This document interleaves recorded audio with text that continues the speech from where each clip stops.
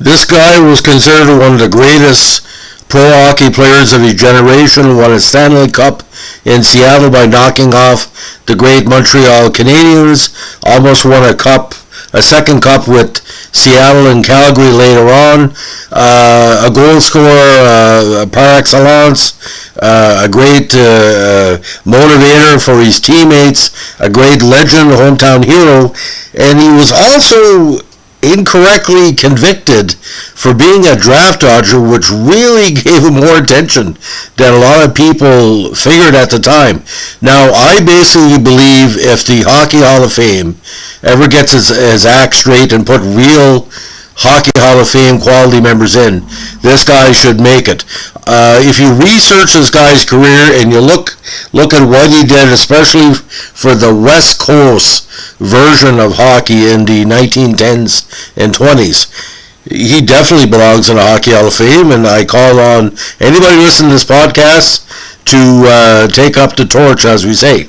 Now, we're going to be talking about the curious case of one of the best centers ever from Brandon, Manitoba, Bernie Morris. Now, Bernard Patrick Morris, born August 21st, 1890, played for majority of the best teams on the West Coast of his generation, but especially the Seattle Metropolitans of the Pacific Coast Hockey Association, where they were the West Coast version of the Habs. Now, they became the first U.S.-based team to win the Stanley Cup in 1917, and Morris stood out in that final because he scored 6 goals, which was better than Maurice Richard's infamous game, to beat the Habs in the fourth and deciding game of that series. Now, in this best of 5, he scored 14 of Seattle's goals. Now, he also played for the Stanley Cup contender, the Calgary Tigers, the Boston Bruins, and various other high-level minor league squads. Now, born in Brandon, he played for several senior teams in Manitoba and Saskatchewan before joining the Victoria Aristocrats of the Pacific Coast Hockey Association, or the PCHL, in 1914. Now, 5'7", 145, good, speedy, two-way player, was also good on the defense. Now, in 1915, he moved over to Seattle and played 8 years with the Metropolitans, and again was member of that infamous 1917 Stanley Cup team. Now, he was scheduled to play in the ill-fated 1919 series, but remember, 1918, Seattle and Montreal were facing off because of the influenza. It didn't go ahead. But this is what happened, ladies and gentlemen. Now, he was coming off a season that he had seen him score a career-high 37 goals in 24 games and lead the PCHL with 54 points. He had another fine season in 1919, finishing second in PCHL in both goals and points with 22 and 29. Yet when the Metropolitans met up in Montreal in the Stanley Cup Finals again that year, Morris was no longer in the lineup. He had been arrested. Now, according to published reports, the United States government, not the Canadian one, was charging him with evading the late conscription draft in the States. I think it was 1917. Now, it turned out that as a Canadian citizen employed in the United States, Morris had been registered under military service acts in both countries, but had received exemptions in each of them. His status in the United States was later changed, however, though not until the First World War was practically over. Morris had an off-season job working in the woods of northern British Columbia, and the draft notice sent to him in November of 1918, not sure before or after the armistice, was never forwarded out of Vancouver due to uncertain mail service in rural communities during the time of the Spanish flu epidemic. Now, of course, the epidemic would later end the 1919 Stanley Cup Series before a winner could be determined. Still, on April 12, 1919, Morris was convicted of being a deserter from the U.S. Army by general court-martial at Camp Lewis in Tacoma, Washington. He was eventually sentenced to 2 years hard labor and be sent to Alcatraz. However, Pacific Coast Hockey Association President Frank Patrick vowed he would fight the case right up to the President of the United States. The Canadian government also got involved. Now, There's no evidence that Morris was ever sent to Alcatraz, but it was almost a full year before he was finally exonerated.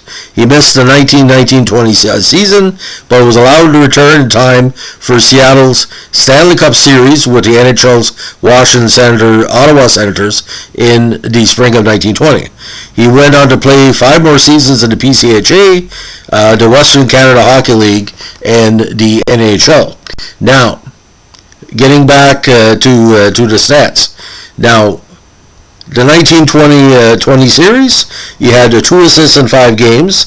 1919, before he was banned from the finals again, 22 goals. Now, with Seattle in 1921, 24 points in 24 games. 22, he had 24 points in 24 games, including 14 goals. 23, he had 21 goals in 29 games, including 5 assists. Now in 24, he played with the Calgary Tigers and eventually helped them to the Stanley Cup playoff round. 23 points in the regular season and 9 points in the playoffs. Back with Calgary in 25 for 7 games, and also played for Boston for 6 games where he had 1 goal. Now with the Regina Pats, he also played with them in 25 with 3 points in 7 games. Now in 26, of all places, he started skating on the West Coast with the Los Angeles Palais de Glace of the Cal Pro League, where he had 19 points in 10 games. 27, he was with the Edmonton Eskimos of the PCHL, where he had 24 points, including 18 goals in 27 games. 28, Detroit Olympics of the Can Pro League, 25 points in 37 games.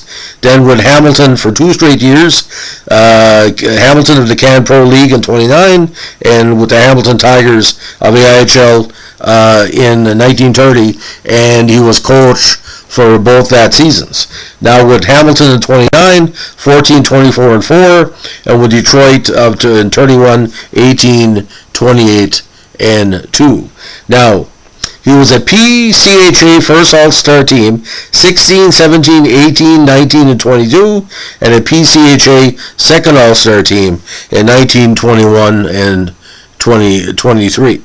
Now, Morris did not leave Seattle. Actually, the Metropolitans traded him to Calgary. Now, that year and a half with Calgary eventually led him to be traded again to the Montreal Maroons first, and then on to the Boston Bruins of the NHL on January 3rd, 1925. He was eventually released by Boston in February of 25 and returned out west to play with the Regina Capitals. So a very, very interesting career in hockey, and the Hall of Fame should have called years ago, because here's the deal, ladies and gentlemen. PCHA totals: 231 points in 167 games with almost a goal a game pace, 155 goals, with 2 goals in the playoffs. Stanley Cup totals: 19 points in 11 Stanley Cup playoff games. Again, would have probably won a second cup with Seattle were it not for the swine flu of that era. But again, being part of the Stanley Cup run in Seattle, and again, those 14 goals in 4 games can never be duplicated, to my perspective. For a modern player to score 14 goals in a Stanley Cup final over 4 games will never happen again. So, Hockey Hall of Fame, you should put Morris in, and the U.S. government needs to finally apologize for what they did to them. But to my knowledge, because my great-grandfather would have been sent to Russia in the Civil War, I think, if I'm not mistaken, a lot of the backup troops were still overseas by early 1919, because if you look at those medals, there were some battles going on to 1919 besides the European corridor.